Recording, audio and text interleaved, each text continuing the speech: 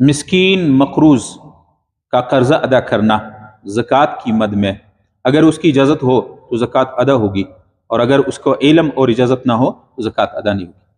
مثلا اس عاجز صاحب پہ کسی آدمی کا قرضہ ہے، 1,00,000 روپے ایک آدمی کا عاجز صاحب مقروض ہے۔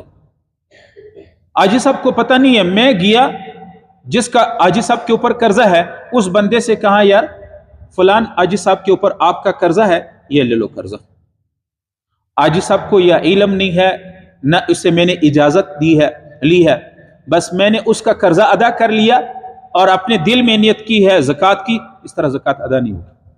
بلکہ اس کا زکوٰۃ کی ادائیگی کا طریقہ یہ ہے کہ میں عاجز صاحب سے کہوں عاجز صاحب فلان آدمی کے آپ کے اوپر قرضہ ہے، اگر آپ کی مرضی ہو، آپ کی اجازت ہو تو آپ کی اجازت سے میں آپ کے قرضے کو ادا کر دوں۔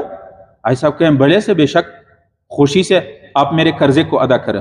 میں نے نیت کی زکوٰۃ کی اور اس سے وکیل بن کے عاجز صاحب کی پیسے قرضہ میں نے زکوٰۃ کے پیسوں سے ادا کر لیا اس کی اجازت سے، اب عاجز صاحب کا قرضہ اتر گیا اور میری زکوٰۃ ادا ہو گئی۔ مسئلہ سمجھ آیا؟